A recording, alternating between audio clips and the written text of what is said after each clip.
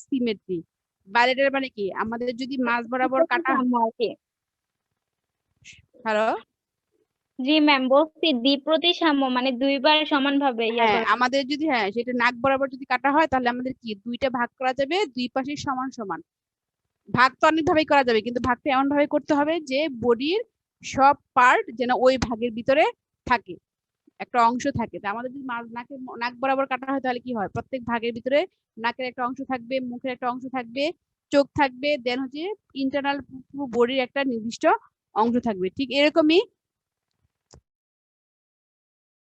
এগুলো আকৃতি বল আছে না, ফুটবল দেখছো, ফুটবল, সেই ফুটবলের মতো গোলাকৃতি, সেই ফুটবলটাকে যদি কাটো, মাঝ বরাবর কাটো, এটা কি অনেকগুলা কাটে ভাগ করা যাবে, যাবে কি না?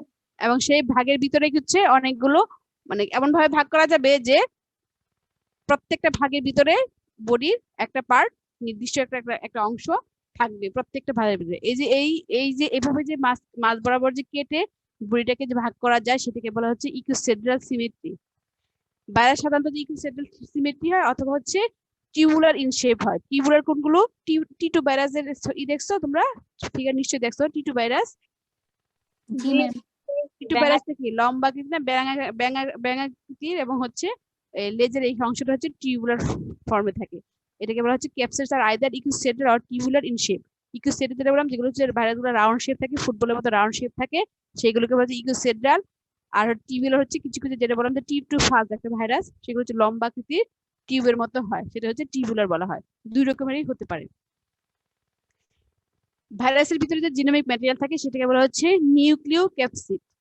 জিনোমিক যে ম্যাটেরিয়াল থাকে নিউক্লিও বলে, জিনোমিক ম্যাটেরিয়াল হচ্ছে নিউক্লিক অ্যাসিড বা নিউক্লিও বলে। আর ওই জেনেটিক যে ভিতরে ম্যাটেরিয়ালসটা, সেই সাথে হচ্ছে তার সারাউন্ডিং যে ক্যাপসিডটা থাকে, দুইটাকে মিলে বলা হচ্ছে নিউক্লিও ক্যাপসিড। ডিএনএ এবং আরএনএ, কোনো কোনো ভাইরাস ডিএনএ থাকে, কোনো কোনো ভাইরাস আরএনএ থাকে। এই যে জেনেটিক ম্যাটেরিয়ালস সেগুলো হচ্ছে নিউক্লিক অ্যাসিড। আর যখন নিউক্লিক অ্যাসিড সহ চারপাশে যে সারাউন্ডিং যে প্রোটিন আবরণটা থাকে সেটাকে বলা হচ্ছে নিউক্লিও ক্যাপসিড। দ্যাট হচ্ছে envelope lipid membrane with which sounds some virus. সব ভাইরাসে ইনভেলপ থাকে না, কিছু কিছু ভাইরাস আছে হচ্ছে ইনভেলপ ভাইরাস, কিছু হচ্ছে নেকেড বলে। নেকেড বলতে হচ্ছে চারপাশে কোনো সারাউন্ডিং থাকে না, সেগুলো হচ্ছে নেকেড ভাইরাস বলে। আর যেগুলো হচ্ছে চারপাশে হচ্ছে একটা প্রোটিন আবরণ দ্বারা ঢাকা থাকে সেটাকে বলা হচ্ছে ইনভেলপড ভাইরাস বলে।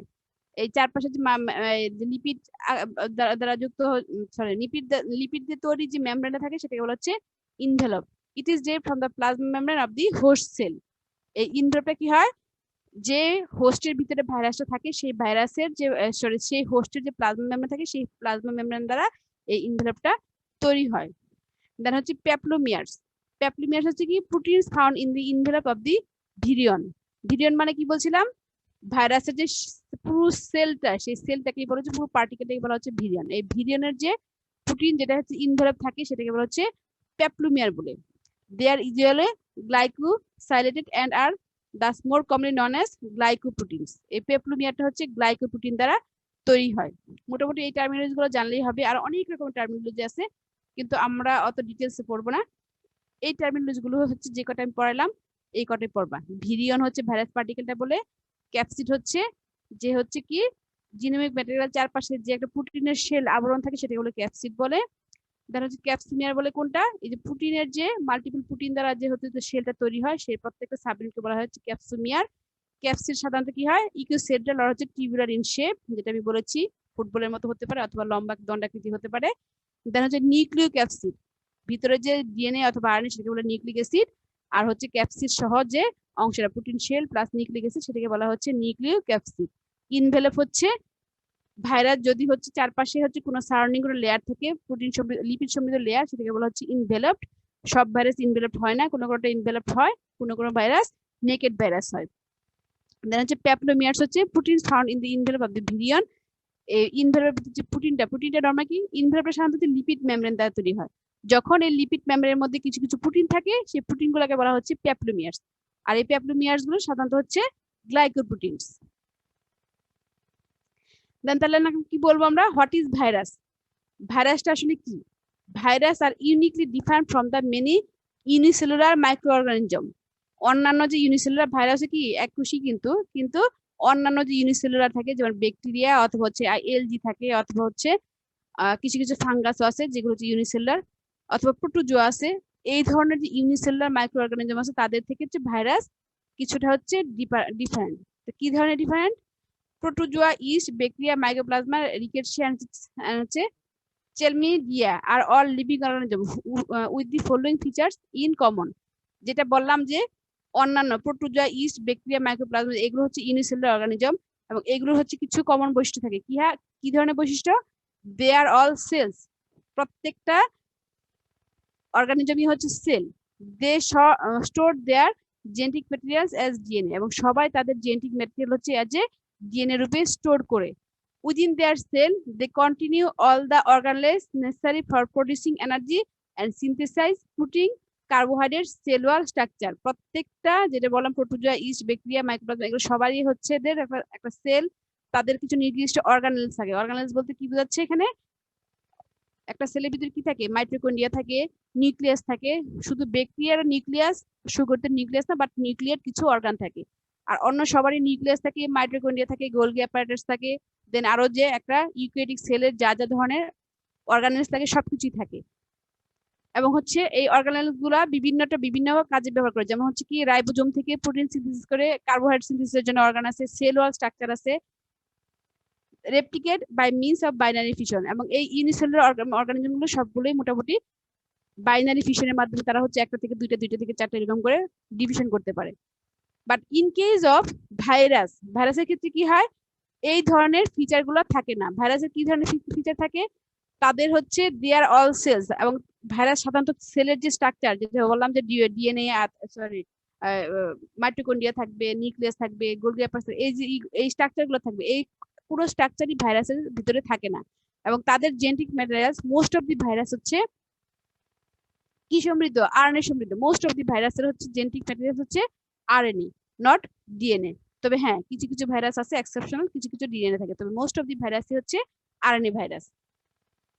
এবং হচ্ছে ভাইরাস হচ্ছে অন্যান্য ইউনিসেলুলার অর্গানিজমের মধ্যে বাইনারি ফিশনের মাধ্যমে তারা হচ্ছে রেপ্লিকেট করতে পারে না। তাদের রেপ্লিকেশনের জন্য একটা নির্দিষ্ট হোস্ট লাগে, সেই হোস্টের ভিতরে কিছু মেকানিজম আছে, একাধিক স্টেপ আছে, ধাপ আছে, সেই ধাপের মাধ্যমে তারা হচ্ছে নিজেদেরকে ফিউশন করে, রিপ্লিকেট করে। কিন্তু অন্যান্য যে ইউনিসেলুলার অর্গানিজম তারা হচ্ছে বাইনারি ফিশনে নিজেদেরকে ডিভাইডেড করতে পারে না।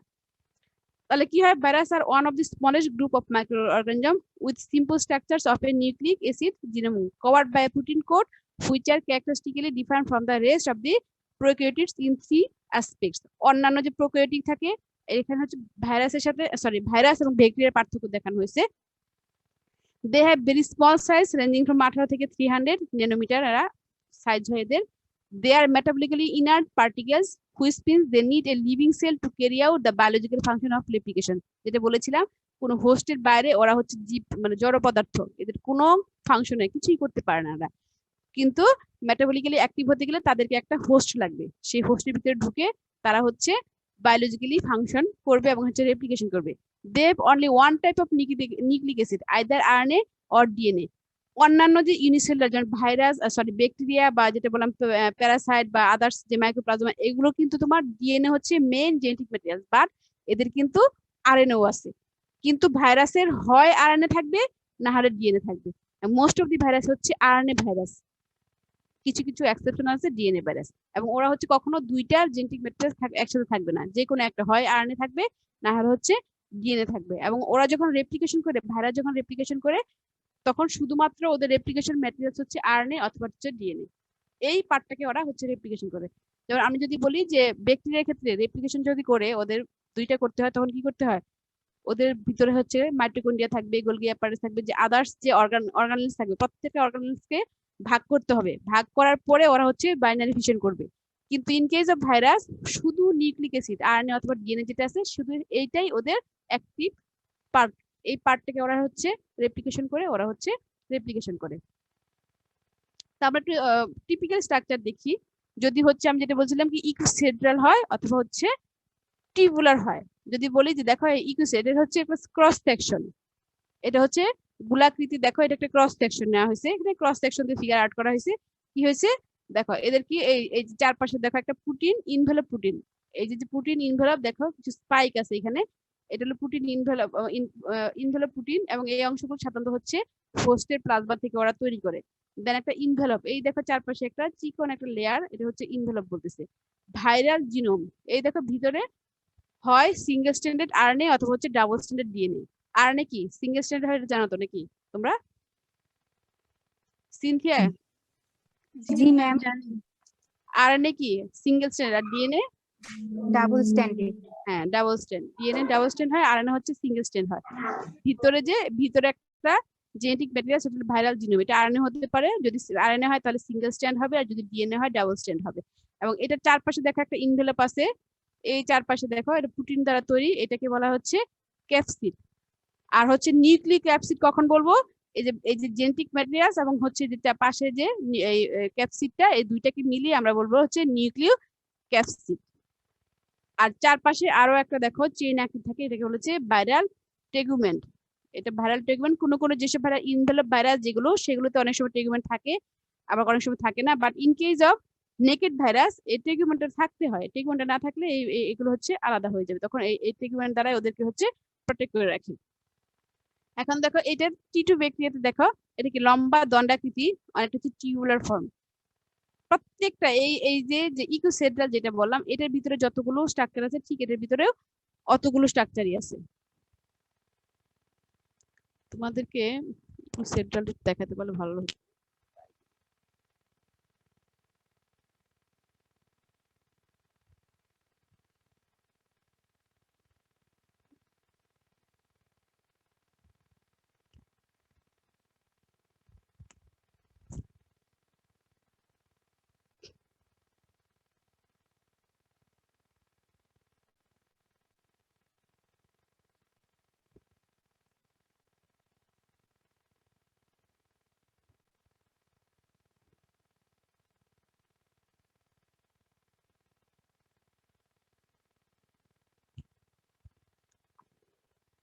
আচ্ছা এটা তো পরে আসতেছি। দেখো এটা দেখো টিটু ফাজের ভিতরে কি আছে, প্রত্যেকটা জিনিসই এটার ভিতরে আছে। এই দেখো মাথার কাছে, এটাকে বলে টিটু ব্যাকটেরিয়া স্ট্রাকচার। এই যে মাথার মতো যে অংশটা, এটা হচ্ছে হেড বলে। এই হেডের মধ্যে নিউক্লিক অ্যাসিড ডিএনএ, যে এই দেখো প্যাটার্নের ভিতরে ডাবল স্ট্যান্ডার্ড, এটার ভিতরে ডিএনএ থাকে। ইন্টারনাল প্রোটিন, একটা দেখো চারপাশ দিয়ে একটা প্রোটিন। এটা টিটু ব্যাকটেরিয়া সাধারণত কিন্তু নেকেড ভাইরাস। এটা যেমন ইনভেলপ ভাইরাস, চারপাশে হচ্ছে দেখা ইনভেলপ দ্বারা তৈরি, এটা কিন্তু একটা নেকেড ভাইরাস, এই জন্য এটা লম্বাটে হয়েছে। এটার ভিতরে হচ্ছে ডিএনএ থাকে, ডিএনএ এর পাশে দেখো চারপাশে যে এই যে বেনজিন আকৃতির স্ট্রাকচারটা, এই স্ট্রাকচারটা হচ্ছে প্রোটিন দ্বারা তৈরি, এটাকে বলা হচ্ছে ক্যাপসিড। এইটাকে বলা হচ্ছে ক্যাপসিড। দেন হচ্ছে লম্বা, এটা হচ্ছে টেইল বলে, যে টিটু ফাজের যে একটা টেইল থাকে মুভমেন্ট চলাফেরার জন্য, এটাকে টেইল বলে। আর বিভিন্ন হোস্টের সাথে লাগানোর জন্য ওদের কিছু যে স্পাইক থাকে, ইন্ড প্লেট, এটাকে হচ্ছে স্পাইকে বলা হয়, এই 6টা স্পাইক থাকে। আর হচ্ছে লম্বা লেজের মতো হচ্ছে টেইল সিট, এটা হচ্ছে সাপোর্ট দিচ্ছে এবং হচ্ছে মুভমেন্ট, টেইলের জন্য মুভমেন্ট ওদেরকে হেল্প করে। এই হচ্ছে মোটামুটি, এটা হচ্ছে টিপিক্যাল স্ট্রাকচার, সাধারণত ভাইরাস গুলো এই ধরনের স্ট্রাকচার হয়। এখন জেনেটিক ম্যাটেরিয়ালস ইন ভাইরাস, ভাইরাসের সাধারণত জেনেটিক ম্যাটেরিয়ালস আমি বলছি সাধারণত হচ্ছে 2 রকমের জেনেটিক ম্যাটেরিয়ালস হয়, একটা হচ্ছে ডিএনএ, একটা হচ্ছে RNA. Virus can be double standard DNA or single standard RNA virus. And single standard অনেক সময় হচ্ছে এই এক্সেপশনাল একটা কেস, দেখো ভাইরাসে সাধারণত ডিএনএ ডাবল স্ট্যান্ডার্ড হয়, কিন্তু এক্সেপশনালি কোনো ক্ষেত্রে ভাইরাসে সিঙ্গেল স্ট্যান্ডার্ড ডিএনএ থাকতে পারে, যেটা প্রাণীকুলের কোনো জায়গাতে সিঙ্গেল স্ট্যান্ডার্ড ডিএনএ পাওয়া যায় না। কিন্তু কোনো ভাইরাস, এক্সেপশনাল কিছু ভাইরাসের ক্ষেত্রে সিঙ্গেল স্ট্যান্ডার্ড ডিএনএ পাওয়া যায়।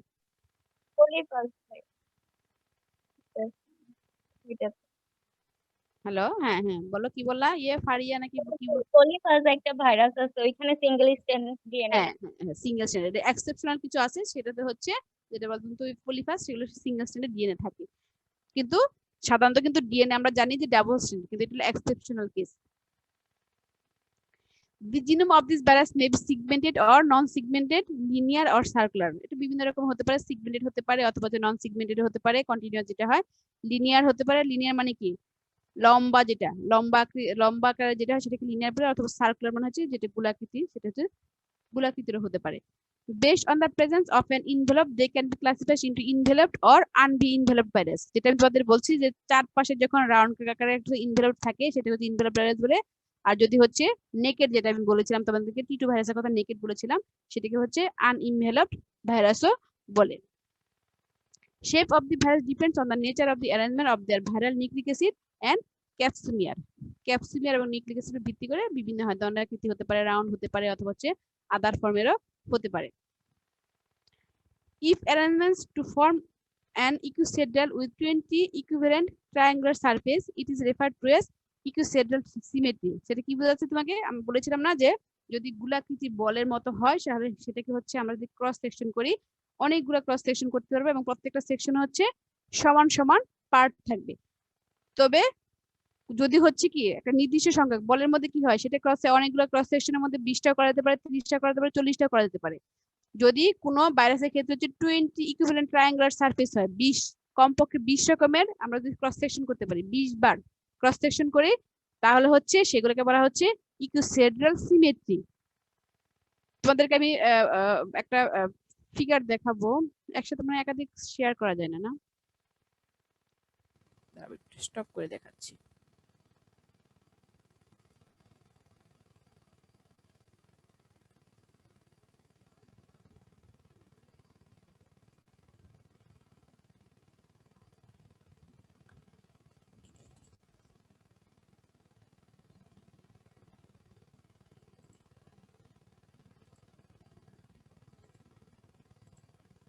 দেখো একটা বলের মধ্যে একটা দেখা যাচ্ছে না, দেখতে পাচ্ছ তোমরা?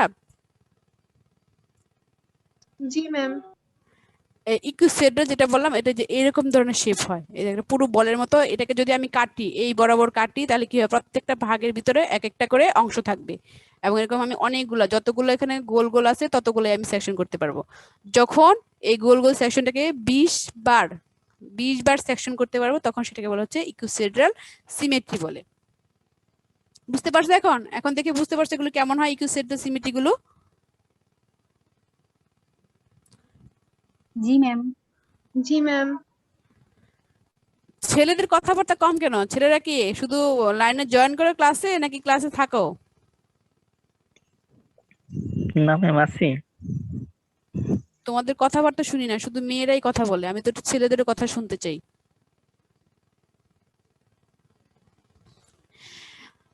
Then if the nature of the arrangement is helix, then it is called helical symmetry. Some of the virus are also without any specific symmetry, which is referred to as complex symmetry. তার মানে কিছু কিছু virus আছে কোনো স্ট্রাকচারই থাকবে না, কোনো রকমে কোনোভাবেই কাটতে পারবে না, সেগুলোকে বলা হচ্ছে কমপ্লেক্স সিমেট্রি বলা হয়। কিছু ইরেগুলার শেপ পাওয়া যায় না, ইরেগুলার শেপ কিছু ভাইরাস আছে, সেগুলো হচ্ছে কমপ্লেক্স সিমেট্রি বলে। এখন হচ্ছে ভাইরাস কাল্টিভেশন। ভাইরাসের যে একটা স্ট্রাকচার, জেনারেল স্ট্রাকচার সম্বন্ধে তোমাদের ধারণা কি তোমরা পাইছো? আমি যতটুকু বলেছি, কি মনে হয়? জি জি ম্যাম। ম্যাম। ভিতরে ডিএনএ আরএনএ থাকবে আর চারদিকে প্রোটিন আবরণ থাকবে। হ্যাঁ, প্রোটিন আবরণ থাকবে, লম্বাটেও হতে পারে, গোলাকৃতিও হতে পারে। এই হচ্ছে মোটামুটি ভাইরাসের স্ট্রাকচার। এবং ভাইরাসকে যদি বলা হয় যে ব্যাকটেরিয়া থেকে ভাইরাসের পার্থক্য তুমি কেমনে করবা, ভাইরাস এবং ব্যাকটেরিয়ার পার্থক্য হচ্ছে ভাইরাসের সাধারণত নিউক্লিক অ্যাসিডে হচ্ছে অ্যাক্টিভ অর্গানেল। একটি হবে ভাইরাসের, আর ব্যাকটেরিয়ার দুইটাই থাকতে পারে। হ্যাঁ হ্যাঁ, দুইটাই থাকবে। আর এটা হচ্ছে কি, ব্যাকটেরিয়া হচ্ছে বাইরেও অ্যাক্টিভ। ব্যাকটেরিয়া কিন্তু পানি ওয়াটারের মধ্যে বা ইয়ের মধ্যে কিন্তু রেপ্লিকেশন করতে পারবে, কিন্তু ভাইরাস রেপ্লিকেশন করার জন্য অবশ্যই হোস্ট লাগবে, হোস্ট ছাড়া রেপ্লিকেশন করতে পারবে না।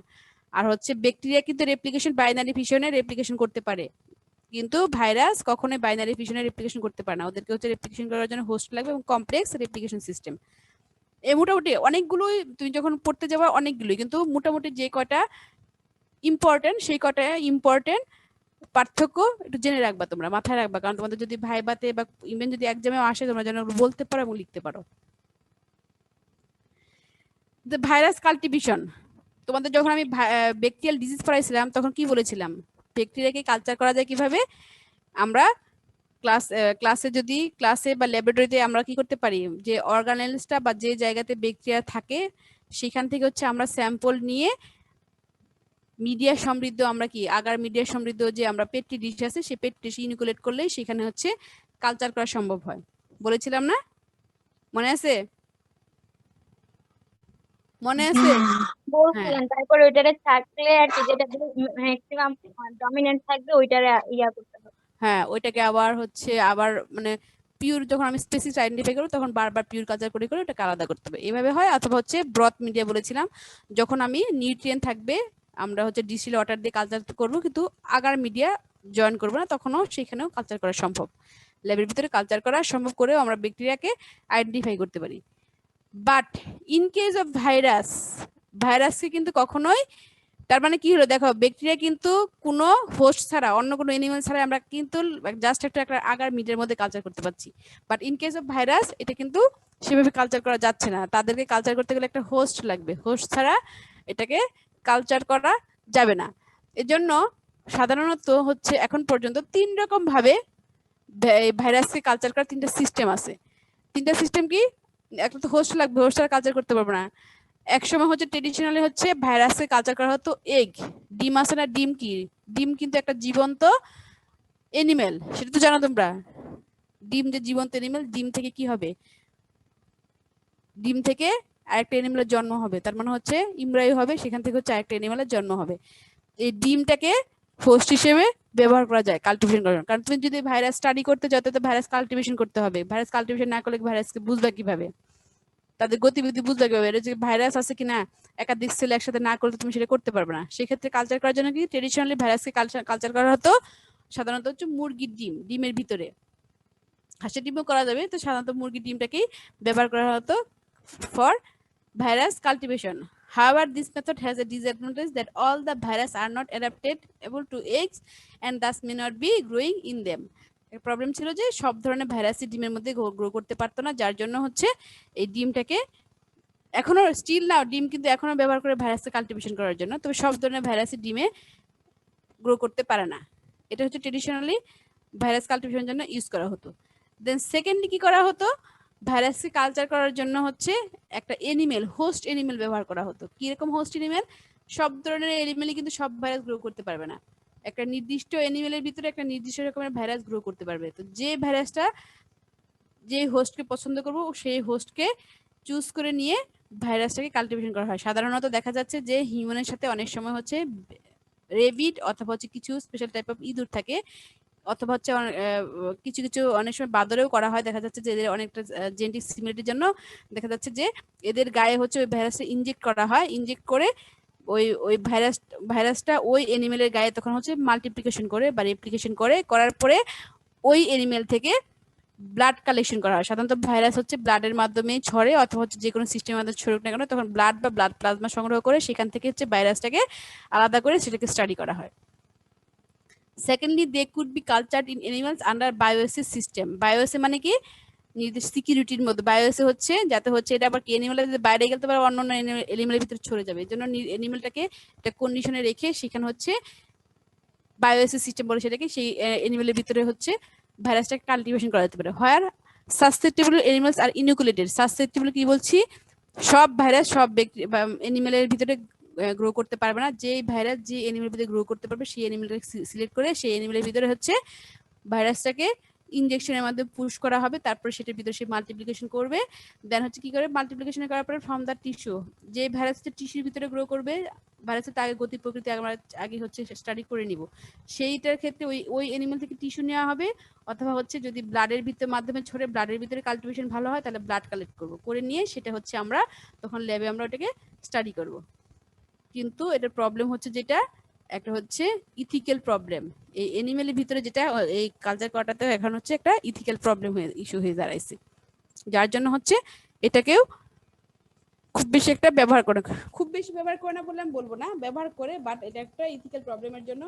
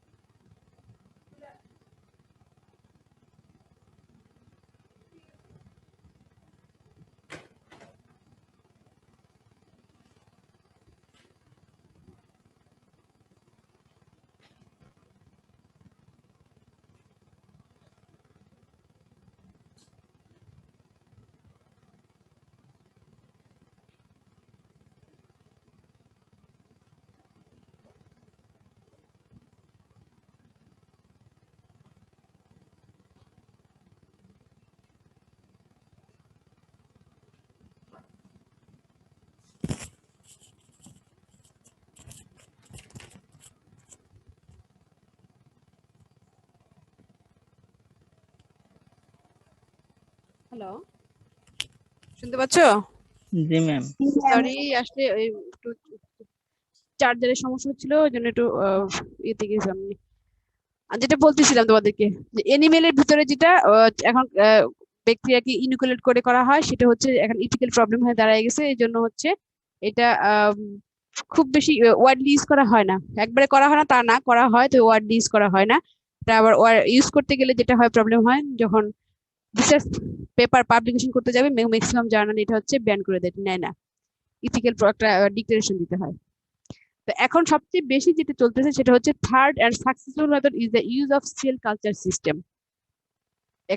এটা হচ্ছে ওয়ান অফ দি ইম্পর্টেন্ট এখন চলছে, cell culture system which ensures control at large scale multiplication of the virus. এই সিস্টেমে হচ্ছে কন্ট্রোল অনেকটা হচ্ছে যে ভাইরাস যে কোনো ল্যাবের ভিতরে কালচার করতেছে, এটা হচ্ছে আর্টিফিশিয়াল হচ্ছে সেল কালচার তৈরি করে, আর্টিফিশিয়ালি একটা হোস্ট তৈরি করে ল্যাবের ভিতরে হচ্ছে প্রচুর পরিমাণে করা যায়। এই সেল কালচারটাকে এবার হচ্ছে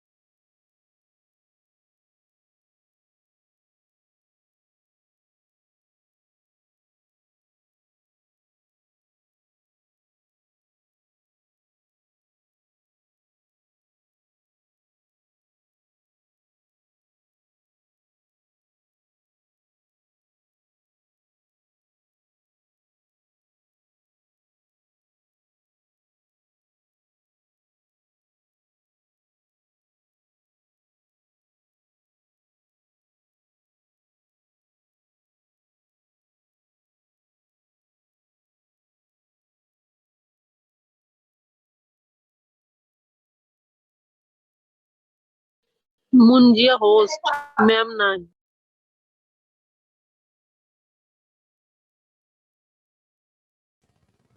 শুনতে পাচ্ছো? হ্যালো, জি ম্যাম, শুনতে পাচ্ছি। জি ম্যাম। জি ম্যাম, শোনা যাচ্ছে। যেটা বলতেছিলাম যে একটু ফিগারের মধ্যে দেখো যে কিভাবে হচ্ছে এগ এর মাধ্যমে কিভাবে করা হতো। ডিমের ভিতরে হচ্ছে সিরিঞ্জের মাধ্যমে পুশ করে হচ্ছে ভিতরে ঢুকানো হতো, ঢুকানোর পরে যে ডিমের যে অ্যালবুমিন আছে, এগ আছে, এগের যে সরি প্রোটিন সমৃদ্ধ যে ভিতরে বাইরে অ্যালবুমিনটা থাকে, আর হচ্ছে ইয়ক সেক্স আছে, এটাকে ইউজ করে এখানে একটা হোস্ট হিসেবে ব্যবহার করে সেখানে হচ্ছে ভাইরাস কাল্টিভেশন করা হতো। দেন হচ্ছে আরেকটা বলতেছিলাম culture of virus inside of animal. Suitable যে এনিমেল, সেই এনিমেলের ভিতরে এখানে ইঁদুরকে ফিগারে এসে দেখানো হয়েছে, ইঁদুরে হচ্ছে পুশ করা হচ্ছে, তারপর হচ্ছে এখানে কালচার করার পরে সেল থেকে টিস্যু অথবা ব্লাড যেখানে কালচার করতে করে সেখান থেকে হচ্ছে সেটা কালেকশন করা হতো। এখন থার্ড যেটা হচ্ছে সবচেয়ে বেশি, অনেক বেশি পরিমাণে হচ্ছে, সেটা হচ্ছে সেল কালচার। দেখো ইমব্রায়ো থেকে সেখানে সেল কালচারের মাধ্যমে এটা ক্লোন করা হচ্ছে। একটা অ্যানিমেলের ভিতর থেকে হচ্ছে ভাইরাসের সেলটা নেওয়া হচ্ছে, নিয়ে হচ্ছে সেটা হচ্ছে বাইরে ল্যাবের ভিতরে আর্টিফিশিয়াল হোস্ট তৈরি করে সেখানে হচ্ছে একটা থেকে 2টা 3টা 4টা 5টা তৈরি করা হচ্ছে এনজাইমের মাধ্যমে, যে এনজাইমগুলো প্রয়োজন হয়। কারণ একটা হোস্টের ভিতরে যখন ভাইরাসটা মানে মাল্টিপ্লিকেশন করে, সেই হোস্টের ভিতর থেকে কোনো না কোনো এনজাইম বা কোনো নিউট্রিয়েন্ট তারা ব্যবহার করে সেটা হচ্ছে মাল্টিপ্লাই করে। তো তখন কি করতেছে, সেই এনজাইম এবং হোস্টের মতো একটা এনভায়রনমেন্ট ক্রিয়েট করে বাইরে করে হচ্ছে একটা সেল থেকে হচ্ছে একাধিক সেল তৈরি করতেছে। এরকম টাইমের সাথে সাথে পরে হচ্ছে এটা ক্লোন, দেখো একটা থেকে অসংখ্য ক্লোন তৈরি করতেছে। আবার সেইখান থেকে আবার একইভাবে কালচার করে হচ্ছে সাব কালচার। এখান থেকে আবার একটা নিয়ে আর আবার নতুন করে যে আরেকটা কালচার সেটা হচ্ছে সাব কালচার করে আবার হচ্ছে অনেকগুলো ভাইরাস তৈরি করতেছে। তার মানে কি ল্যাবরেটরি কন্ডিশনে আর্টিফিশিয়ালি হোস্ট তৈরি করে হচ্ছে একাধিক লার্জ স্কেলে হচ্ছে মাল্টিপ্লিকেশন করে হচ্ছে ভাইরাসের কালচার। এটা হচ্ছে বর্তমানে এটা খুব বেশি চলতেছে। এটা এই যে ভ্যাকসিন গুলো যে তৈরি করতেছে আমাদের, এই যে আমরা যে কোভিড-19 ভ্যাকসিন তৈরি করতেছে, কিভাবে করতেছে? প্রচুর পরিমাণ সেল লাগে, এই সেল কালচার ব্যবহার করে এই কাজগুলো এখন করা হয়। Virus replication. ভাইরাসের কি হয়, ভাইরাস কিন্তু বাইনারি ভিশনে নিজেদেরকে রেপ্লিকেট করে না, ওরা হচ্ছে ভাইরাস রেপ্লিকেশন করে হচ্ছে কোনো একটা হোস্টের ভিতরে ঢুকবে, ঢুকে সেখানে হচ্ছে ওরা কতগুলো স্টেপ ফলো করবে, স্টেপ ফলো করে ওরা হচ্ছে নিজেদেরকে রেপ্লিকেশন সংখ্যা হচ্ছে বৃদ্ধি করবে। সেই রেপ্লিকেশন সিস্টেমগুলো মোটামুটি 8 থেকে 9 রকমের 9টা স্টেপের মাধ্যমে সম্পন্ন হয়। Virus replicates in the cell culture system in variety of complex and biological different methods. These, however, follows general and well-defined major steps. কিছু হচ্ছে well-defined, কিছু major, কিছু স্টেপ আছে। সেই স্টেপ কোনো ভাইরাস হচ্ছে 7টা 8টা, কোনো 9টা স্টেপ ফলো করে সাধারণত এরা হচ্ছে রেপ্লিকেশন করে সংখ্যা বৃদ্ধি করে। তো স্টেপগুলো কি কি মোটামুটি বলতেছি আমি। 1 নাম্বার স্টেপ হচ্ছে অ্যাটাচমেন্ট। অ্যাটাচমেন্ট হচ্ছে জাস্ট ভাইরাসটা হচ্ছে যে হোস্টের সাথে, হোস্টের ভিতরে ঢুকবে, সেই হোস্টের ভিতরে সাথে হচ্ছে নিজেদেরকে স্পাইক গুলো দেখাইছিলাম তোমাদেরকে, বাইরে যে হচ্ছে কতগুলো কাটা কিছু অংশ থাকে, সেই কাটা অংশগুলো দ্বারা হচ্ছে আগে হচ্ছে অ্যাটাচমেন্ট করবে হচ্ছে হোস্টের সাথে, সুইটেবল হোস্টের সাথে হচ্ছে অ্যাটাচমেন্টে যাবে। দেন হচ্ছে পেনেট্রেশন করবে, অ্যাটাচমেন্টের পরে হচ্ছে সেই হোস্টের ভিতরে হচ্ছে পেনেট্রেট করবে, ঢুকবে। প্রথমে কি করবে, ওদের যে হচ্ছে প্রোটিন বা ওদের যে নিজেদের নিজস্ব এনজাইম আছে সেটা দিয়ে হচ্ছে ভাইরাসের যে সেলটাকে হচ্ছে ধ্বংস করে হচ্ছে সেই ভাইরাসটা হচ্ছে ওই হোস্টের যে প্লাজমা মেমব্রেন আছে, কি সেলের প্লাজমা মেমব্রেন, সেটাকে হচ্ছে ধ্বংস করে তারা হচ্ছে ভিতরে ঢুকবে। This is accomplished by the endocytosis, specially in the case of unenveloped virus. Naked ভাইরাসের ক্ষেত্রে হচ্ছে ওরা এন্ডোসাইটোসিসের মাধ্যমে, এন্ডোসাইটোসিস মানে কি নিজেদের মুভমেন্ট, এন্ডোসাইটোসিস হচ্ছে নিজেরা মুভমেন্ট করে হচ্ছে সেলের ভিতরে হচ্ছে প্রবেশ করবে। ইন কেস অফ ইনভেলপ ভাইরাসের ক্ষেত্রে এটা অনেকটা সহজ হয়ে যায় ঢোকাটা। Once in the cell, the virus is transported to the site of the multiplication, either to the cytoplasm or nucleus. সেলের ভিতরে হোস্টের ভিতরে ঢোকার পরে হচ্ছে সব জায়গাতে তো ওরা মাল্টিপ্লাই করতে হবে না। কোনো ভাইরাস কি কিডনিতে মাল্টিপ্লিকেশন করবে, কোনোটা হচ্ছে হার্টের ভিতরে যে মাল্টিপ্লিকেশন করবে, কোনোটা হচ্ছে নির্দিষ্ট একটা ব্রেনের ভিতরে যে মাল্টিপ্লাই করে। প্রত্যেকটা ভাইরাসের একটা নির্দিষ্ট সাইট আছে, সেই সাইট পর্যন্ত যাবে কিভাবে যাবে, সাইটোপ্লাজম, আমাদের বডির ভিতরে যে সাইটোপ্লাজম আছে সেই সাইটোপ্লাজমের মাধ্যমে অথবা হচ্ছে নিউক্লিয়াসের মাধ্যমে হচ্ছে ওটা হচ্ছে ওই নির্দিষ্ট জায়গাতে যা হচ্ছে ওরা মাল্টিপ্লিকেশন করবে। দেন হচ্ছে আনকোটিং। ভাইরাসের চারপাশে কি হয়, একটা ইনভেলপ থাকে না, যেটা বলেছিলাম কোটিং থাকে, প্রোটিনের সমৃদ্ধ। আবার হচ্ছে কিছু ইনভেলপ ভাইরাসের ক্ষেত্রে হচ্ছে লিপিড সমৃদ্ধ হচ্ছে একটা লেয়ার থাকে, আবরণ থাকে। ভাইরাসকে মাল্টিপ্লিকেশন করতে হলে ওই লেয়ারটাকে ওইটাকে হচ্ছে নিজেদেরকে সরায় ফেলতে হবে। কারণ হচ্ছে তোমাদেরকে আগেও আমি বলেছি ভাইরাসের active organelles only nucleic acid. শুধু নিউক্লিক অ্যাসিডটা যদি ডিভাইডেড করতে পারে ওরা, নিউক্লিক অ্যাসিড ডিভাইডেড করলে ওদের মাল্টিপ্লিকেশন হয়ে যাবে। অন্যান্য ইউক্যারিওটিক বা প্রোক্যারিওটিক সেলের ক্ষেত্রে মাল্টিপ্লিকেশন করতে গেলে কি করতে হবে, অর্গানেলস, প্রত্যেকটা অর্গানেলস কিন্তু ভাগ হতে হবে, যেটা একটু সময় লেগে যায়। কিন্তু ভাইরাসের শুধুমাত্র নিউক্লিক অ্যাসিডটাকে ভাগ করলেই ওরা হচ্ছে মাল্টিপ্লিকেশন করতে পারে। তো নিউক্লিক অ্যাসিডটা ভাগ করতে গেলে কি করতে হবে, ওদের যে চারপাশে যে লেয়ারগুলো থাকে সেই লেয়ারগুলো হচ্ছে আনকোটিং করতে হবে। আনকোটিং করার পরে কি হবে, ভিতরের যে নিউক্লিক অ্যাসিডটা আরএনএ অথবা ডিএনএটা আছে সেটা হচ্ছে তখন বের হয়ে আসবে। বের হয়ে আসলে কি হবে, ওই আরএনএ অথবা ডিএনএ যেটা থাকবে সেটাকে হচ্ছে কিছু মলিকুলার প্রসেসের মাধ্যমে যেতে হবে। একটা মলিকুলার প্রসেস হচ্ছে ট্রান্সক্রিপশন, আর একটাকে বলা হচ্ছে ট্রান্সলেশন। এই দেখো, একটা হচ্ছে ট্রান্সক্রিপশন আর একটা হচ্ছে ট্রান্সলেশন, এই দুটো হচ্ছে মলিকুলার প্রসেস।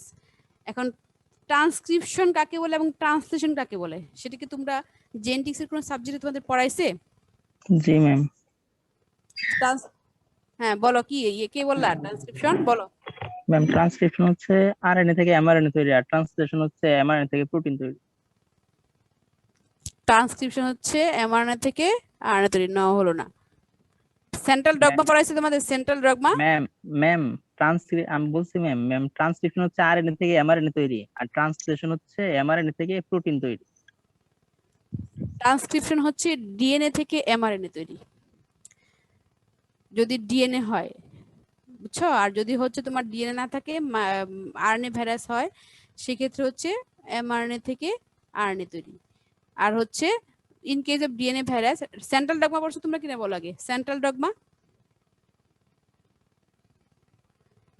ট্রান্সক্রিপশন এবং ট্রান্সলেশন পড়তে গেলে তোমাদের সেন্ট্রাল ডগমা জানতে হবে, সেটা তোমাদের কোনো স্যারে পড়াইছে কিনা?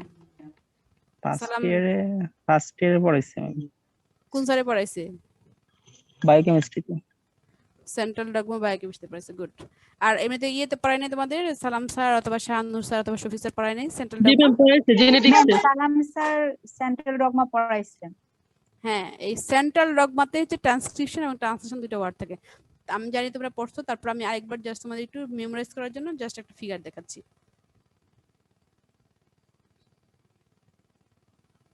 এটা স্টপ করে নতুন একটা শেয়ার করি।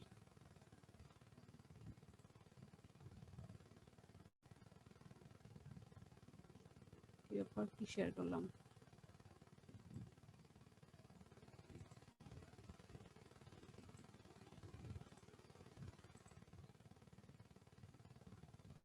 দেখা যায়? দেখতে পাচ্ছ তোমরা? হ্যালো,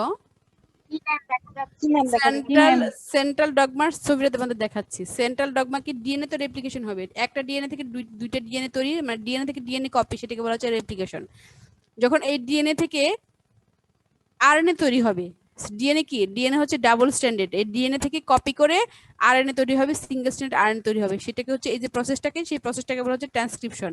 এখানে হচ্ছে কিছু এনজাইম আছে, ডিএনএ লাইগেজ, তারপর হচ্ছে বিভিন্ন রকম ডিএনএ পলিমারেজ, আরএনএ পলিমারেজ কিছু এনজাইম যুক্ত আছে, সেই এনজাইমগুলোর মাধ্যমে হচ্ছে ডাবল স্ট্যান্ডার্ড ডিএনএটাকে পেজ খুলে খুলে ওরা সিঙ্গেল স্ট্যান্ডার্ড তৈরি হবে, সেটাকে বলা হচ্ছে, সেই প্রসেসটাকে বলে ডিএনএ থেকে আরএনএ হওয়াটাকে বলা হচ্ছে ট্রান্সক্রিপশন। তারপর যখন আরএনএ থেকে প্রোটিন তৈরি হবে, আরএনএ থেকে যে বিভিন্ন অ্যামাইনো অ্যাসিডের কোড আছে না, কোডিং পড়াইছে তোমাদেরকে? কোডিং পড়াইছে তিনটা, এটিসিজি মিলে ডিএনএ তৈরি হয় কিভাবে? এটিসিজি মিলে তো ডিএনএ তৈরি হয় নাকি? কথা বলো তোমরা, ডিএনএ কি তৈরি হয়? ডিএনএ ম্যাটেরিয়ালস কি? জি ম্যাম এটিসিজি দিয়েই তৈরি হয়। এটিসিজি দিয়ে হচ্ছে ডিএনএ তৈরি হয়। যখন হচ্ছে ডিএনএ থেকে আরএনএ হলো, একটা ওয়ার্ড শুধু চেঞ্জ হয়, সেটা কোনটা?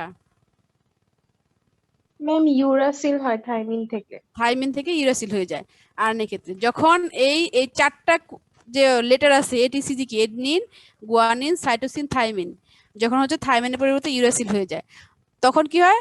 এই আরএনএ হচ্ছে ট্রান্সলেশন হয়ে প্রোটিন হবে। প্রোটিন হতে গেলে কি হবে? প্রোটিন কি দিয়ে তৈরি? প্রোটিনের অ্যামিনো অ্যাসিডস। অ্যামাইনো অ্যাসিড দ্বারা। আর অ্যামাইনো অ্যাসিড তৈরি করতে গেলে কয়টা, এটিসিজি থেকে কয়টা করে ওয়ার্ড নিয়ে, কয়টা করে লেটার নিয়ে তৈরি হতে হয়? ম্যাম তিনটা করে। এই তিনটা করে লেটার নিয়ে যে একটা করে অ্যামাইনো অ্যাসিড তৈরি হয়, এটাকে বলা হচ্ছে কোডিং।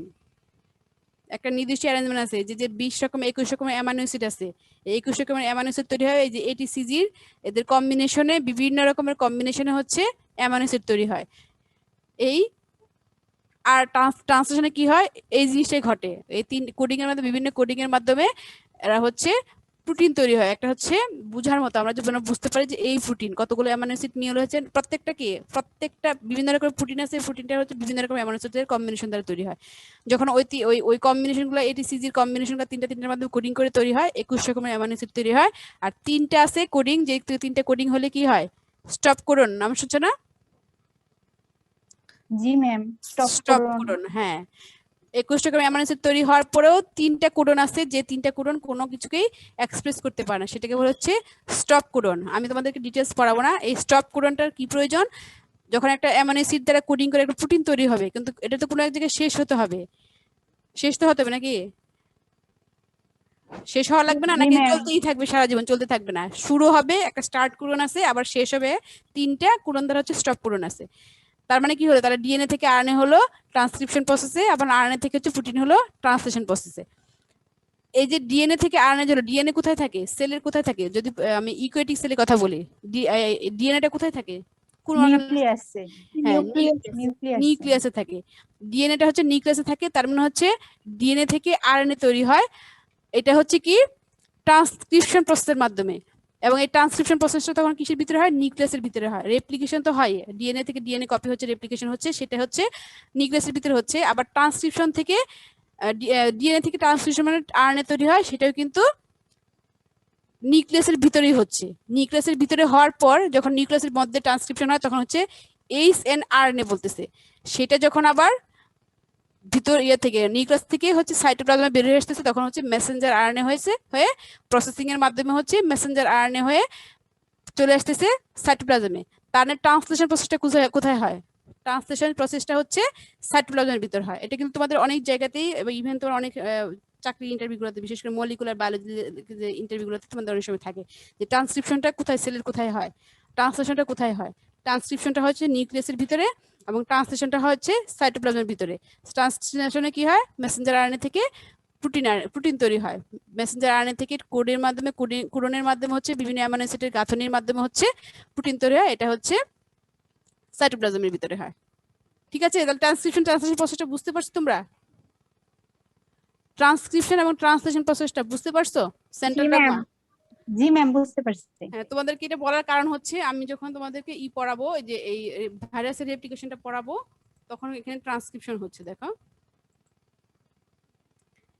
আনকোডিং হওয়ার পরে জেনেটিক ম্যাটেরিয়ালস যখন হচ্ছে কি নেকেড হয়ে গেল, নেকেড হওয়ার পরে ট্রান্সক্রিপশন প্রসেস হবে। ট্রান্সক্রিপশন হবে কি হবে? হয় হচ্ছে ডিএনএ, যদি ভাইরাসটা ডিএনএ ভাইরাস হয় তাহলে ডিএনএ থেকে তাদেরকে রেপ্লিকেশন করতে গেলে আগে আরএনএ হতে হবে। আরএনএ হতে হবে, আরএনএ হওয়ার পরে ওরা হচ্ছে তারপর হচ্ছে প্রোটিন করে, ওরা হচ্ছে নিজেদেরকে হচ্ছে প্রোটিন তৈরি করে রেপ্লিকেশনে যাবে। আর যদি হচ্ছে শুধু আরএনএ ভাইরাস হয় সেক্ষেত্রে হচ্ছে আরএনএ থেকে মেসেঞ্জার আরএনএ হবে। এই যে টিআর ট্রান্সফার আরএনএ বা অন্য যে কোনো আরএনএ কত রকমের হয়? বিভিন্ন রকমের আরএনএ আছে। টিআরএনএ আছে, এমআরএনএ আছে, এইচ আরএনএ আছে, এসআই আরএনএ আছে। এসআই মানে হচ্ছে স্মল ইন্টারফারেন্স আরএনএ বলে এটাকে। টি থেকে হচ্ছে ট্রান্সফার আরএনএ বলে, মেসেঞ্জার থেকে মেসেঞ্জার আরএনএ বলে। এরকম আরো অনেক রকমের আরএনএ আছে। যদি অন্যরকম কোনো আরএনএ থাকে সেটাকে হচ্ছে আগে এমড আরএনএ মেসেঞ্জার আরএনএ তে হচ্ছে রূপান্তরিত করবে। এই যে হচ্ছে ডিএনএ থেকে আরএনএ হওয়া অথবা হচ্ছে আরএনএ থেকে মেসেঞ্জার আরএনএ হওয়া, এই যে ধাপটা, এটাকে বলা হচ্ছে ট্রান্সক্রিপশন।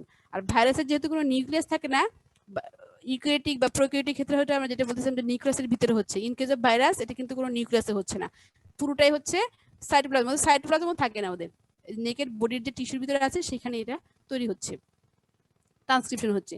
দেন হচ্ছে ট্রান্সলেশন হচ্ছে। ট্রান্সলেশন কি? এই যে মেসেঞ্জার আরএনএ তৈরি হয়েছে সেই মেসেঞ্জার আরএনএটা, যেটা সেন্ট্রাল ডগমাতে পড়ালাম, কোডিং এর মাধ্যমে হচ্ছে প্রোটিন তৈরি করতেছে। এই যে প্রোটিনটা কোডিং এর মাধ্যমে হচ্ছে প্রোটিন তৈরি করলো, সেটাকে বলা হচ্ছে translation. Then replication of nucleic acid. এই যে হচ্ছে ট্রান্সক্রিপশন থেকে ট্রান্সলেশন হচ্ছে, হওয়ার পরে কি হয়? ভাইরাসের এটা একটা হলো, একটা কি প্রত্যেকটা ভাইরাসের ভিতরে একটা ডিএনএ অথবা একটা আরএনএ ছিল, সেটা থেকে হচ্ছে ট্রান্সক্রিপশন থেকে ট্রান্সলেশন হলো। হওয়ার পরে এখন কি হবে? আমাকে আগে রেপ্লিকেশন করতে গেলে হচ্ছে কপি করে অনেকগুলো তৈরি হতে হবে। অনেকগুলো তৈরি হলেই না অনেকগুলো ভাইরাস হবে, না হলে একটা ভাইরাসই হবে। তখন ওই যে প্রোটিনটা তৈরি হলো ট্রান্সলেশনের মাধ্যমে, ওই নিউক্লিক অ্যাসিডটা ওই প্রোটিনটা হচ্ছে রেপ্লিকেশন করতেছে বিভিন্ন এনজাইমের ব্যবহার করে। এনজাইমের মাধ্যমে হচ্ছে ওই একটা থেকে দুইটা, তিনটা, চারটা, পাঁচটা, ছয়টা, সাতটা এরকম অসংখ্য রেপ্লিকেশন হচ্ছে ওই নিউক্লিক অ্যাসিডটাকে। হওয়ার পরে কি হলো? রেপ্লিকেশন হওয়ার পর genomic of the virus are replicated based on the types of their nucleic acid. Nucleic অ্যাসিডের উপর ভিত্তি করে ওরা হচ্ছে কি ধরনের নিউক্লিক অ্যাসিড তৈরি হয়েছে সেটার ভিত্তি করে ওরা হচ্ছে রেপ্লিকেশন করতেছে। দেখো এখানে কিন্তু এই যে রেপ্লিকেশনের আগে যে ট্রান্সক্রিপশন এবং ট্রান্সলেশন প্রসেসটা, এখানে অনেক সময় হচ্ছে একটা ডিএনএ থেকে আরএনএ হচ্ছে, তারপরে ওই আরএনএটাতে হচ্ছে কি হচ্ছে ট্রান্সলেশনের মাধ্যমে হচ্ছে প্রোটিন তৈরি হচ্ছে। এটাকে অনেক সময় হচ্ছে আর্লি ট্রান্সক্রিপশনও বলা হয়, আর্লি ট্রান্সক্রিপশন, আর্লি ট্রান্সলেশনও বলে। তারপরে যখন কি রেপ্লিকেশন হচ্ছে ওই ওই ওই ওই অংশটা রেপ্লিকেশন হওয়ার পরে কিন্তু ওরা আবার অনেক সময় ট্রান্সক্রিপশন ট্রান্সলেশন হয়, যখন একাধিক হলো। এখান থেকে একটা হয়েছে, পরে যখন দ্বিতীয় ধাপে যায় কি হলো, 3টা 4টা করে হলো, 5টা 6টা করে হলো, তখন ওই 4টা 5টা ট্রান্সক্রিপশন হলে ট্রান্সক্রিপশন হওয়ার পর আবার ট্রান্সলেশন হবে, কারণ প্রত্যেকটাই আবার ট্রান্সলেশন হতে হবে। হওয়ার পরে কি হবে? অ্যাসেম্বলি হবে। কিভাবে অ্যাসেম্বলি হবে? তখন কি শুধু নিউক্লিক অ্যাসিডে কিন্তু ওরা ডিভাইডেড হয়েছে, ভাগ করছে, অনেকগুলো তৈরি করছে, কিন্তু ওই নিউক্লিক অ্যাসিডটাকে পূর্ণাঙ্গ ভাইরাস করতে গেলে ভিরিয়ন হতে হবে, মানে ভাইরাস পার্টিকেল হতে গেলে কি হতে হবে? ওই নিউক্লিক অ্যাসিডটাকে ঘিরে চারপাশে একটা প্রোটিনের আবরণ তৈরি করতে হবে। চারপাশে একটা প্রত্যেকটা এক একটা নিউক্লিক অ্যাসিডের চারপাশে হচ্ছে এক একটা করে প্রোটিনের আবরণ তৈরি করতে হবে, করে একটা পূর্ণাঙ্গ একটা সম্পূর্ণ একটা হচ্ছে ভাইরাস পার্টিকেল তৈরি করতে হবে। এটাই বলতেছে অ্যাসেম্বলি থেকে হচ্ছে the virion starts to embrace with threshold levels of viral nucleic acid. Virus nucleic অ্যাসিডের চারপাশে হচ্ছে ভিরিয়নটা স্টার্ট করবে হচ্ছে একটা ইনভেলপ, প্রোটিন ইনভেলপ তৈরি করার জন্য। এবং হচ্ছে যেহেতু অনেকগুলা নিউক্লিক অ্যাসিড ছিল, প্রত্যেকটা নিউক্লিক অ্যাসিডের পাশেই কিন্তু এরকম চারপাশে এরকম ভিরিয়নটা তৈরি হবে, তৈরি হয়ে কি হবে? একসাথে অনেকগুলো হয়ে যায়। তখনও কিন্তু ওরা ওই টিস্যু যে হোস্টের যে টিস্যুর ভিতরে বা যে সেলের ভিতরে আছে সেই সেলটাকে সেলের যে রিসোর্স আছে সেটাকে কিন্তু ব্যবহার করে করে ওরা নিজেদেরকে আলাদা করতেছে। করার পরে কি হবে, যখন ওরা হচ্ছে কমপ্লিটলি ওরা ভেরিয়েন্টটা তৈরি করে ফেলবে, তখন ওই হোস্টের যে সেলটা আছে তার পাশে যে প্লাজমা সেলটা আছে সেই প্লাজমা সেলটাকে ভেঙে ধ্বংস করে বাইরে বের হয়ে আসবে। Release of the virus particles happens through different ways, বিভিন্ন different ways. Most of the time যে টিস্যুর ভিতরে হয়, টিস্যুর যে সেলটা থাকে সেই সেলটাকে ইনভেলপটা থাকে সেই ইনভেলপটা বের করে হচ্ছে ওরা বাইরে বের হয়ে আসে। তারপরে বাইরে বের হওয়ার পরে according to their shape or size, যদি টিটু হয় তাহলে টিটু ভাইরাসের আকৃতি ধারণ করবে, যদি হচ্ছে টিটু না হয় ইকুসেড্রাল হয় তাহলে ওরা রাউন্ড শেপ ধারণ করবে। যে ভাইরাস যেরকম তারপরে ওরা লাইসিসের মাধ্যমে বাইরে বের হয়ে এসে ওরা হচ্ছে নিজেদের শেপ ধারণ করবে। আমরা একটু ফিগারের মাধ্যমে দেখি, ফিগারের মাধ্যমে দেখলে কি হবে দেখো। এক নাম্বার হচ্ছে কি হচ্ছে অ্যাটাচমেন্ট হবে। এখন আমি একটু তোমাদেরকে আমি একটু খুব দ্রুত বলতেছি। দেখো প্রথমটা হচ্ছে এক নাম্বার ধাপে হচ্ছে এটা হচ্ছে সেল, এই যে যে গোল দেখতেছো এটা হচ্ছে হোস্ট সেল, আর বাইরে যে দেখতেছো যেটা নিউক্লিক অ্যাসিড সমৃদ্ধ এটা হচ্ছে ভাইরাস। এই ভাইরাসটা দেখো সেলের সাথে অ্যাটাচমেন্ট হলো, ভিতরে সেলের সাইটোপ্লাজম আছে, নিউক্লিয়াস আছে, এই সেলের এটা টিস্যু, এটা একটা সিঙ্গেল সেলের ভিতরে ঢুকলো, কি করলো এটা প্রথমে আগে অ্যাটাচমেন্ট হলো, তারপরে কি হলো দেখো পেনিট্রেশন হয়ে গেল, আস্তে আস্তে সাইটোপ্লাজমের যে মেমব্রেনটা আছে সেটা হচ্ছে ব্যাথ করে ওরা ভিতরে ঢুকে গেল। ভিতরে ঢোকার পরে কি হলো দেখো আনকোডিং হলো, কি হলো যে চারপাশে যে এই যে ভিরিয়ন যে এটা ক্যাপসিডটা ছিল সেই ক্যাপসিডটাকে ওরা হচ্ছে আনকোডিং করে ফেললো নিজেরা, ওটা বিভিন্ন এনজাইম রিসার্চ ব্যবহার করে সেটা আনকোডিং করে এরা কি করলো এই দেখো এই সেলের ভিতরে টিস্যুর ভিতরে নিজেদেরকে শুধু নিউক্লিক অ্যাসিডটাকে ওরা রিলিজ করে দিল। রিলিজ করে দিয়ে এখানকার যে রিসোর্স আছে সেই রিসোর্সটাকে ওরা ইউজ করলো করে দাও সিনথেসিস অফ মেসেঞ্জার আরএনএ। দেখো একটা থেকে এই পুরো দেখো এটা কিন্তু রয়ে গেছে সম্পূর্ণ ডিএনএটা কিন্তু ডিএনএ দ্বারা দেখাচ্ছে, ডিএনএটা কিন্তু রয়ে গেল এবং ডিএনএ থেকে হচ্ছে সিনথেসিস অফ মেসেঞ্জার আরএনএ ট্রান্সক্রিপশনের মাধ্যমে একটা মেসেঞ্জার আরএনএ তৈরি করছে। দেখছো একটা মেসেঞ্জার আরএনএ তৈরি করছে, এই একটা মেসেঞ্জার আরএনএ থেকে কি করছে দেখো ট্রান্সলেশনের মাধ্যমে দেখো টিটিটি তিনটা টিটিটি দিয়ে হচ্ছে ওরা একটা অ্যামাইনো অ্যাসিড, তার মানে কি একটা প্রোটিনকে এখানে ইঙ্গিত করতেছে, হচ্ছে একটা প্রোটিন তৈরি করছে।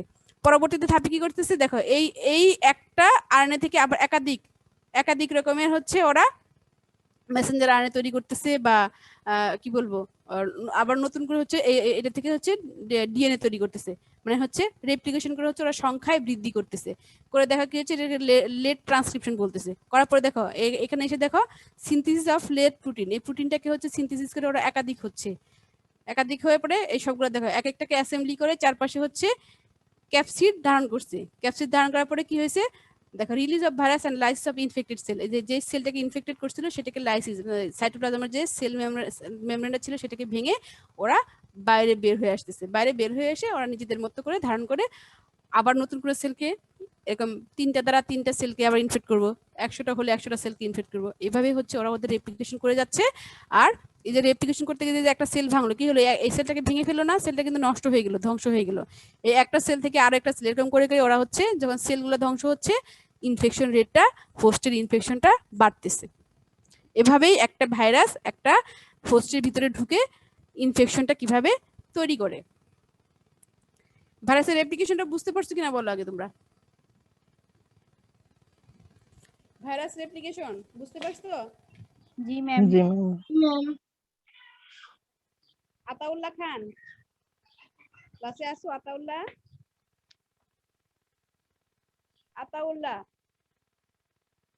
নাই ক্লাসে, এখন নাই নাকি চলে গেছো? অ্যাটেন্ডেন্স যখন ডেকেছিলাম তখন ক্লাসে ছিলা, এখন চলে গেছো কেন? কি ক্লাস শেষ? ম্যাডাম ডেকে ফেলছে, আমি হাজিরা দিয়ে ফেলছি, এখন শেষ।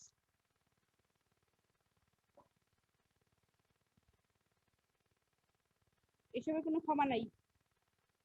অর্পিতা গুহ ক্লাসে আছো? অর্পিতা? জি ম্যাম আছি। অর্পিতা তুমি কি বুঝতে পারছো ভাইরাল অ্যাপ্লিকেশনটা? জি ম্যাম বুঝতে পারছি। কারো বুঝতে কোনো সমস্যা আছে? না ম্যাম বুঝতে পারছি। এটা এমন কঠিন কিছু না, আমার মনে হয় তোমরা বুঝতে পারবা। এখন লেটেন্সি পিরিয়ড কাকে বলে? লেটেন্সি হচ্ছে যখন ভাইরাস এই একটা সেলকে ধ্বংস করলো তখন হয়তো কি একটা নির্দিষ্ট সময় পর্যন্ত ভাইরাসের ইনফেকশনটা বা ভাইরাস ভিতরে যে আস্তে আস্তে বৃদ্ধি পাচ্ছে সেটা হচ্ছে আমরা বুঝতে পারি না, বাইরে থেকে বোঝা যায় না। কিন্তু যখন ওরা হচ্ছে খুব মাস পরিমাণে করে ফেলতেছে, অনেক বেশি পরিমাণে করে ফেলতেছে, তখন আমরা হচ্ছে ধরা পড়ে। এই যে সময়টা আমরা বুঝতে পারি না বা ধরতে পারি না কিন্তু ওরা নিজেদের ভিতরে কাজ ঘটাচ্ছে, এই যে এই সময়টাকে বলে হচ্ছে লেটেন্সি পিরিয়ড। যতক্ষণ পর্যন্ত In some of the infections, the virus do not lead to productive infections, but the virus goes to latency stage by either as a sequence integrated into the cell genomes or as a multiple copies of covalently closely circular DNA. এটা অনেক কঠিন করে দেওয়া আছে সেন্টেন্সটা। সোজা কথা হচ্ছে যে ভাইরাস, কিছু কিছু ভাইরাস আছে, ভাইরাসে কি করে ওরা ইনিশিয়াল স্টেজে হচ্ছে ওরা হোস্টের সেল ব্যবহার করে হচ্ছে ওরা মাল্টিপ্লিকেশন করতেছে, কিন্তু ইনফেকশন হচ্ছে না। যখন এটা সিভিয়ার পর্যায়ে চলে যাবে তখন হচ্ছে ইনফেকশনটা প্রকাশ পাবে। এই যে সময়টা হচ্ছে ইনফেকশন হচ্ছে না বা আমরা বুঝতে পারছি না, এই সময়টা হচ্ছে latency period. and effect of virus in the cell, and virus সেলের ভিতরে কি ধরনের, এতক্ষণ তো বললাম হচ্ছে ভাইরাস সেলকে হচ্ছে কি ব্যবহার করে নিজেদের হচ্ছে রেপ্লিকেশন করার মাধ্যমে ওরা সংখ্যা বৃদ্ধি করতেছে। এখন এই যে সংখ্যা বৃদ্ধি করতেছে এরা সেলে কি কি ধরনের ইফেক্ট করতেছে, কি কি ধরনের প্রবলেম, সাধারণত হচ্ছে 4 রকমের প্রবলেম করে। যখন কোনো সেলকে ব্যবহার করে ওরা রেপ্লিকেশন করে তখন সাধারণত হচ্ছে 4 রকমের আউটকামস বের হয়ে আসে ওই সেল থেকে। কি ধরনের? হ্যাঁ বলো রনি, কিছু বলবা? রনি? জি ম্যাম, আমাদের ম্যাম রেপ্লিকেশনটা একটু বড় লাগলো তো ম্যাম। ম্যাম আমাদের ইফেক্টটা ম্যাম পরে ক্লাসে পড়লে হয় না ম্যাম? আবার পরে ক্লাসে যেতে যাচ্ছ? আমি তো ভাবছি আজকে পড়াই দেই ইফেক্ট আর হচ্ছে ম্যাম আজকে ম্যাম অনেক বেশি হয়ে করছি তো যাচ্ছে, একেবারে লাস্টের মধ্যে আসলে বুঝতে পারবো না একসাথে এতগুলো। এটা আমাদের ভালো হতো। তোমরা ক্লাস শুরু করতে করতে দেরি করো 10 মিনিট, শেষের দিকে যদি একদিন 10 মিনিট বেশি নিতে চায় তখন তোমরা না করো। ঠিক আছে, তোমাদের মতো করে রইলো, যাও, আমি আজকে পড়ালাম না। নেক্সট ক্লাসে এই রেপ্লিকেশন তোমরা পড়ে আসবা, কারণ হচ্ছে এই ইফেক্টিভ যদি কোনো ইফেক্টস এর ভিতরে যদি অথবা প্যাথোজেনিস কিছু টার্ম আসে আমি যেন জিজ্ঞেস করে তোমরা বলতে পারো। ঠিক আছে, স্টপ করলাম তাহলে আমি এখানে আজকে 45 থেকে এখন 37 এ চলে আসছো। তাহলে ঠিক আছে, তাহলে তোমাদের হচ্ছে নেক্সট ক্লাস হচ্ছে রবিবারের দিন। রবিবারে বন্ধ না তো আবার রনি? ম্যাম রবিবারে তো সরকারি একটা ছুটি আছে। আবার কি সরকারি রবিবার? ছুটি? কি ছুটি, সরকারি ছুটি রবিবারে? কিসের ছুটি? ম্যাম রবিবারে হচ্ছে দোলযাত্রার ছুটি, আর ম্যাম মঙ্গলবারে হচ্ছে শবে বরাতের ছুটি। এত ছুটি হলে ক্লাস নেবে কবে? যাই হোক, মঙ্গলবার যেতে আমরা ক্লাস নিচ্ছি না, মঙ্গলবারটা বাদ, সোমবারে ক্লাস হবে আর বুধবারে ক্লাস হবে নেক্সট। ঠিক আছে? ম্যাম আজকে ক্লাস নোটটা দিয়ে দিতে পারবেন? হ্যাঁ হ্যাঁ দিয়ে দিব, আমি আপলোড করে দিব। তো ঠিক আছে, তাহলে আমি এখানে শেষ করলাম। নেক্সট তাহলে সোমবার ক্লাস।